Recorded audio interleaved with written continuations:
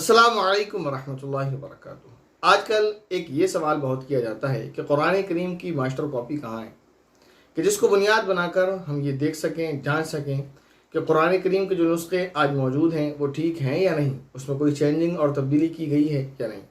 تو اس کا سیدھا سا اور آسان سا جواب یہ ہے کہ قرآن کریم کی ماسٹر کاپی پوری دنیا میں موجود ہے۔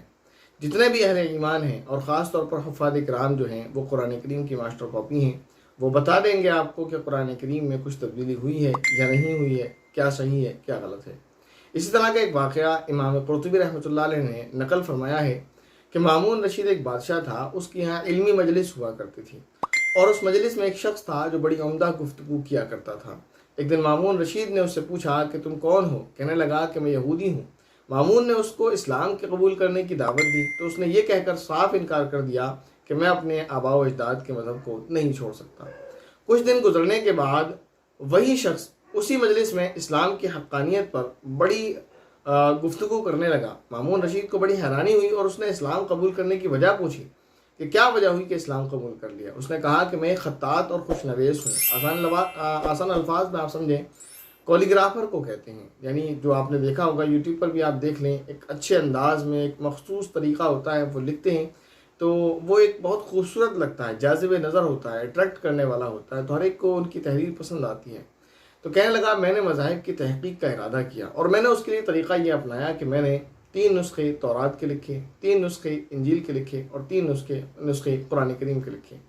جن میں نے ہر نسخے میں کچھ نہ کچھ تبدیلی، کچھ کمی بیشی کر دی۔ میں تورات کو لے کر سنیگوگ گیا یعنی کنیسہ، اور وہاں میں نے ان کو پیش کیا اور انہوں نے اس کو خوشی سے قبول کر لیا اور خرید لیا اور اس کو وہ پڑھانے بھی لگے، جس بھی طریقے سے کنیسہ میں یعنی سنیگوگ میں وہ پڑھا جاتا ہو، اتوار کو یا سنیچر کو یا جو بھی دن ہو۔ کہتا ہے کہ کچھ دن کے بعد پھر میں وہ انجیل والا نسخہ لے کر چرچ کو گیا، میں نے ان کو وہ پیش کیا، انہوں نے بھی اس کو خوشی سے قبول کیا اور اس کو خرید لیا اور وہ بھی اس کو پڑھانے لگے، اور آج تک ان کو کوئی خبر نہیں۔ اور پھر کہنے لگا کہ اس کے بعد میں وہ نسخے لے کر جو قرآن کریم کے میں نے لکھے تھے، جن میں میں نے کمی بیشی کی تھی، مسلمانوں کے پاس گیا۔ کہنے لگا کہ میں نے ان کو کتاب دی، قرآن کریم ان کو دیا، انہوں نے اس کو دیکھا کہ صحیح ہے بھی یا نہیں، اور جس کے پاس میں گیا انہوں نے یہ کہہ کر مجھے لوٹا دیا کہ اس میں کمی ہے، اس میں غلطی ہے۔ ایک نے تو یہ بھی کہا، یعنی الگ الگ جگہ پر یہ اس طرح منقول ہے، ایک نے تو یہ بھی کہا کہ تم نے اسے سوتے ہوئے لکھا ہے یا جاگتے ہوئے لکھا ہے، یعنی لکھنے والے نے اس کو سوتے ہوئے لکھا ہے یا جاگتے ہوئے لکھا ہے۔ الغرض قرآن کریم کے 3 نسخوں میں سے ایک بھی نسخہ کسی نے مجھ سے نہ قبول کیا نہ ہی خریدا، جبکہ تورات اور انجیل کے تینوں نسخے بخوشی قبول کر لیے گئے، خرید لیے گئے اور ان کی تعلیم جاری ہے، اور ان کو اب تک یہ نہیں پتا کہ اس میں کیا تبدیلی کی گئی، کیا چینج کیا گیا۔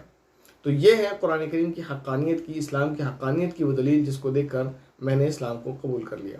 اب آخر میں ایک بات کہنے والا ہوں میں اپنی جانب سے تمام مسلمانوں سے اور تمام غیر مسلموں سے بھی، کہ یاد رکھیں ہم مسلمان ہیں، ہماری بنیادیں بہت مضبوط ہیں، ہم کسی کے بھی محتاج نہیں ہیں، نہ پیپر کے، نہ ٹیکنالوجی کے، نہ کسی اور چیز کے۔ اسلام کے معاملے میں ہم اپنے دین کی حفاظت اس طریقے سے کرنا جانتے ہیں جس طریقے سے ہمارے آباء و اجداد نے کی ہے، اور الحمدللہ اللہ تعالیٰ اس کی حفاظت ہم سے کروا رہے ہیں بغیر کسی ٹیکنالوجی کے بھی۔ ہم نے صدیوں یعنی ہمارے آباء و اجداد نے قرآن کریم کی حفاظت کی ہے، اور انشاءاللہ قیامت تک بغیر کسی ٹیکنالوجی کے ہم قرآن کریم کی حفاظت کرنے پر قادر ہیں، اللہ رب العزت کی جانب سے، اللہ رب العزت کی مرضی اور اس کے ارادے سے۔ امید ہے یہ بات آپ کو اچھے سے سمجھ آ گئی ہوگی۔ السلام علیکم ورحمۃ اللہ وبرکاتہ۔